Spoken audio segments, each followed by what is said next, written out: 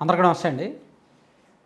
దేశంలోని చాలా రాష్ట్రాల్లో ఈ 2024-25 ఆర్థిక సంవత్సరానికి సంబంధించిన బడ్జెట్లు ఆర్బీఐ బాగా స్టడీ చేసి చాలా రాష్ట్రాలకు ఒక వార్నింగ్ ఇచ్చింది. బాబు, మీరు ఫ్రీబీస్ ఎక్కువగా ఇస్తున్నారు, ఉచిత కరెంటు, ఉచిత బస్సు ప్రయాణాలు, రాయితీలు ఎక్కువగా ఇస్తున్నారు. దానివలన రాష్ట్రాలు భవిష్యత్తులో ఆర్థికంగా దెబ్బతింటాయి. ఇది రాష్ట్రాల భవిష్యత్తుకు మంచిది కాదు. సో మీరు సంక్షేమ వ్యయం, రెవెన్యూ వ్యయం ఎక్కువగా పెట్టే కంటే క్యాపిటల్ వ్యయం ఎక్కువగా, అంటే మూలధన వ్యయం ఎక్కువ పెట్టుకోండి, అది మీకు ఉపయోగం అని చెప్పి ఒక చిన్నపాటి హెచ్చరిక ఆల్మోస్ట్ అన్ని రాష్ట్రాలకు జారీ చేసింది. ఇది ఆర్బీఐ జారీ చేసిన హెచ్చరికలో మనం రాజకీయాలు వెతుక్కోక్కర్లా, పార్టీలు వెతుక్కోక్కర్లా, కులాలు మతాలు వెతుక్కోక్కర్లా. రాష్ట్రాల మంచి కోసం ఒక సూచన చేసింది ఒక పెద్దన్నగా. సో దీన్ని మనం మన రాష్ట్రానికి ఖచ్చితంగా ఆపాదించుకోవాలి. ఆర్బీఐ చేసిన హెచ్చరికల్లో వాళ్ళు భవిష్యత్తులో మీరు పోతారు, ఆర్థికంగా మీ రాష్ట్రం పోతుంది అని ఆర్బీఐ చెప్పినప్పుడు ఫస్ట్ మనకే స్ట్రైక్ అవ్వాలి. ఎందుకంటే దేశవ్యాప్తంగా గత 10 ఏళ్లలో ఎక్కువ అప్పులు చేసిన రాష్ట్రం మనదే, అతి తక్కువ క్యాపిటల్ వ్యయం ఉన్న రాష్ట్రము మనదే.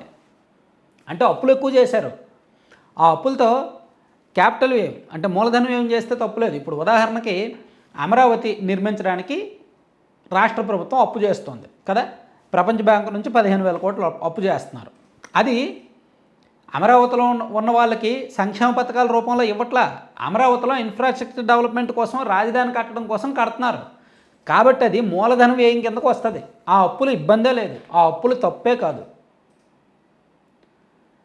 అలాగే హడ్కో నుంచి రుణం తీసుకొని కూడా అమరావతిలో ఈ బిల్డింగ్లు అవి ఇవి కడుతున్నారు, అది కూడా తప్పు కాదు. చాలా సింపుల్గా చెప్పుకోవాలంటే మీరు 1,00,000 రూపాయలు అప్పు చేసి బంగారం కొన్నారనుకోండి, తప్పే కాదు కదా. అదే 1,00,000 రూపాయలు అప్పు చేసి మీరు బట్టలు కొనుక్కోనో, లేదంటే బండి కొనుక్కోనో, లేదంటే ఏదో టూర్లు వెళ్ళి వచ్చి షికారు వెళ్ళి వచ్చారనుకోండి, అది తప్పు.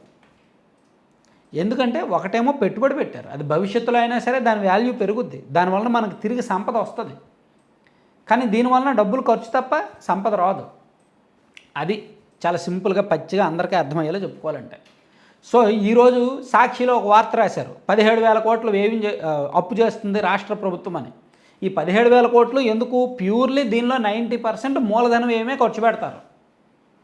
సో ఇప్పుడు ఆర్బీఐ చెప్పింది నేను టీడీపీకో వైసీపీకో ఆపాదించను, కానీ గత 10 ఏళ్ల లెక్కలు మనం ఒకసారి చూసుకుంటే గత 10 సంవత్సరాల్లో సుమారుగా 10 లక్షల కోట్లకు పైగా అప్పు చేశారనేది వాస్తవం. మన రాష్ట్ర అప్పులు ప్రస్తుతానికి 10,74,000 కోట్లకు పైగా ఉన్నాయనేది వాస్తవం. అందులో వైసీపీ హయాంలో సుమారుగా ఒక 5.5 లక్షల కోట్లు, 6 లక్షల కోట్లు, టీడీపీ హయాంలో కొంత అప్పు చేశారు. రాష్ట్ర విభజన సమయానికి అంటే కరెక్ట్గా 2014 మార్చి 31వ తేదీ నాటికి, కాదు 2014 జూన్ 2వ తేదీ నాటికి మన రాష్ట్రానికి ఉన్న అప్పు 1,04,000 కోట్లు మాత్రమే, 1,04,000 కోట్లు మాత్రమే. కానీ ప్రస్తుతం మన రాష్ట్రానికి ఉన్న అప్పు సుమారుగా 10,75,000 కోట్లకు పైగా ఉంది. ఇంత అప్పు ఏం చేశారు అంటే దాదాపుగా 9,70,000 కోట్లు ఈ 10 ఏళ్లలో అప్పు చేసి ఏం చేశారు? పోలవరం ప్రాజెక్టు కట్టారా?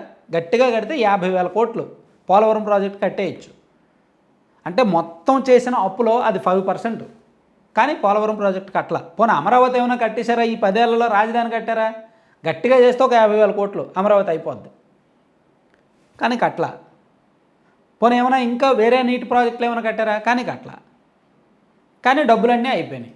ఇప్పటికీ కూడా నెల అయ్యేసరికి గిన్నె ఖాళీ అయిపోద్ది, మళ్ళీ అప్పు చేసుకొని వండుకోవాలి. అదే పరిస్థితి. అంటే చాలా పచ్చిగా అందరికీ అర్థమయ్యే భాషలో చెప్తున్నాను. గత 10 సంవత్సరాల్లో మనం చేసిన అప్పుల్లో ఏం సాధించామయ్యా అంటే ఏమీ సాధించాల. దాదాపుగా ఒక 22%, అరౌండ్ 20-22% మధ్యలో మాత్రమే క్యాపిటల్ వ్యయం చేశాం. కానీ ఆర్బీఐ ఏం చెప్తోందంటే మీరు చేసిన అప్పులో 40%, మినిమం కనీసం 40% క్యాపిటల్ ఎక్స్పెండిచర్ చేయండి, మిగిలింది రెవెన్యూ ఎక్స్పెండిచర్ చేస్తే చేసుకోండి అని చెప్తోంది. అప్పు చేయండి, 100 రూపాయలు అప్పు చేయండి, ఆ 100లో ఒక 40 రూపాయలతో ఏమైనా పెట్టుబడి కింద సంపద సృష్టికి మార్గం వెతుక్కోండి, మౌలిక సదుపాయాలు డెవలప్ చేసుకోండి, రాష్ట్రాన్ని డెవలప్ చేసుకోండి, మిగిలిన 60 రూపాయలు పేదలకు ఏదో ఖర్చు పెడతారో పెట్టుకోండి. అంతే తప్ప మీరు చేసిన 100 రూపాయల అప్పులో దీనికి 20 రూపాయలు పెట్టి దీనికి 80 పెట్టొద్దు, ఫ్యూచర్లో నాశనం అయిపోతారని చెప్తోంది. మన రాష్ట్రం అదే పరిస్థితిలో ఉంది. వైఎస్ఆర్ కాంగ్రెస్ పార్టీ గత 5 ఏళ్లలో చూసుకుంటే కనీసం 15% కూడా లేదు క్యాపిటల్ ఎక్స్పెండిచర్. కనీసం 15% లేదు. వాళ్ళు ఆ 5 ఏళ్లలో 2019 నుంచి 2024 మధ్యలో సుమారుగా 5,99,000 కోట్లు అప్పు చేశారు. అందులో సంక్షేమ పథకాలు బటన్ నొక్కి డీబీటీ ద్వారా ఒక 2.5 లక్షల కోట్లు ఇచ్చాము అని చెప్తున్నారు. నాన్ డీబీటీ ద్వారా ఇంకా ఇచ్చాము, మొత్తం మీద ఒక 4 లక్షల కోట్లు విలువైన సంక్షేమ పథకాలు ఇచ్చాము అని చెప్తున్నారు.